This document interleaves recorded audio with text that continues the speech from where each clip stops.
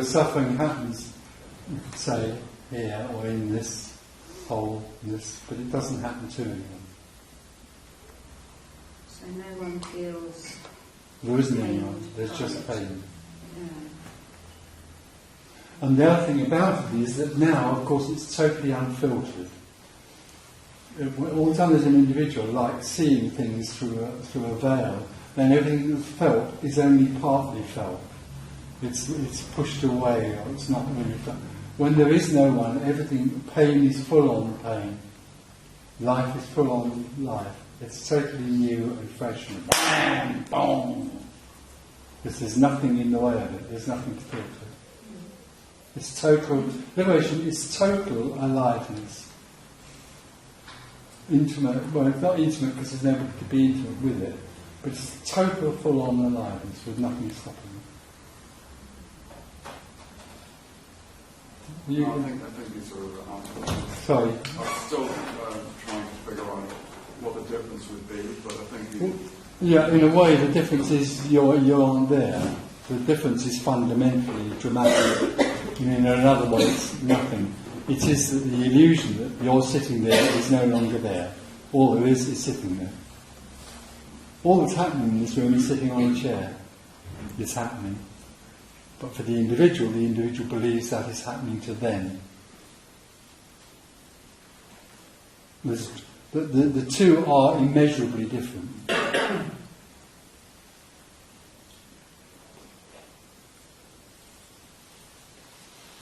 For the individual, sitting on a chair is just so what? It's just sitting on a chair. No big deal. For that which is not anyone, everything is totally new and fresh and alive.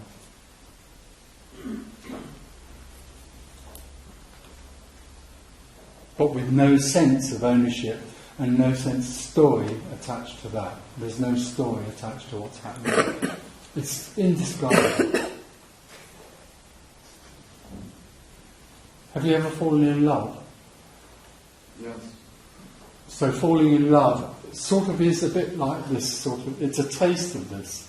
It's like when you fall in love with someone, suddenly, and I mean falling in love with them, in that sort of ridiculous way or mad, crazy way, then there's something other, even than the person. It's like falling in love with love. It's just, wah. And this is the same, but it's in love all the time, but there's nobody in love. But it's not with anyone, or can be. It's not with anyone, it's just with standing on the ground, her nodding, her moving, cars going on. It's a love affair. For no one.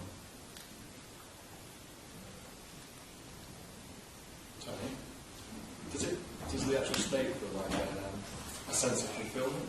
No, there's nothing like that. You don't walk around in a sense of fulfillment. There is no one, there is only beingness. That's why it's indescribable, that's how it can't be known. It just is. In a sense, it's the death of something that thinks it can become something, and the absolute celebration of what is. But even the celebration of what is sort of makes it two things. It's just isness. And how do you know that you've actually... I know there's no... No, you don't. No, you don't know. How do you recognise that that's... It's not recognised. There's a realisation that comes with it, and there can be a communication of that realisation or not. I mean, I know a lot of people this has happened to or not happened to, who are not communicators of this, so they wouldn't necessarily need to put it into words and wouldn't want to or wouldn't be able to. I can't either. It just so happens that this body-mind it seems to be communicating it, or it isn't this body-mind that's communicating it, but the communication seems to come out through here and other places, other people. Yeah, it's just another thing that's happening.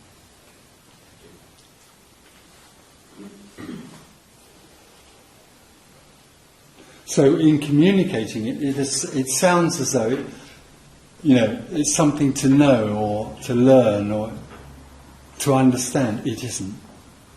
That's why I've been trying to say, or I've said a couple of times, all this is a description of something else, of another possibility. It can't be taught. I can't teach anybody to be because there isn't anybody. And the whole idea that you could teach somebody to be is such an arrogance.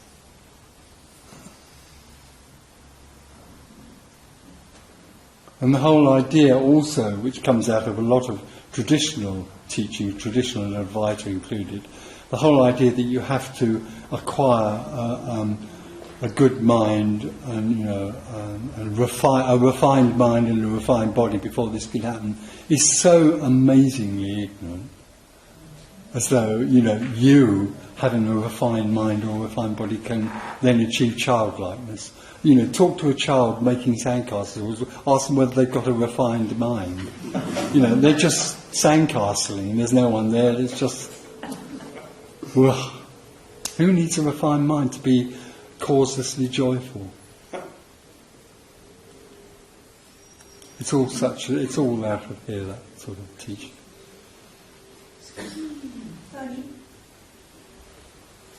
how did it happen to you? No, it didn't happen to me. You're still waiting.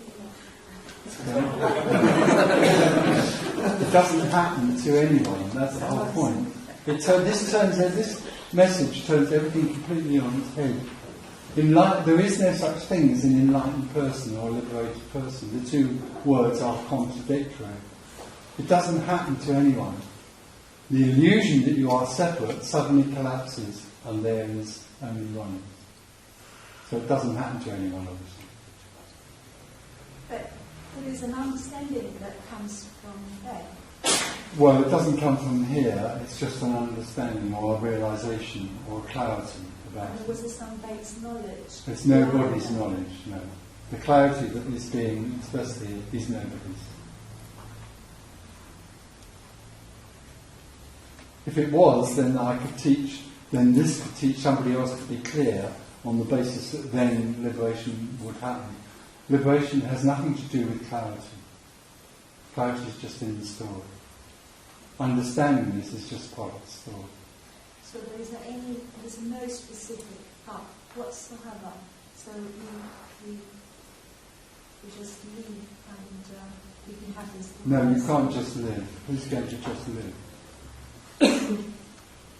Living is happening, but you can't now say, from this afternoon I'm just going to live.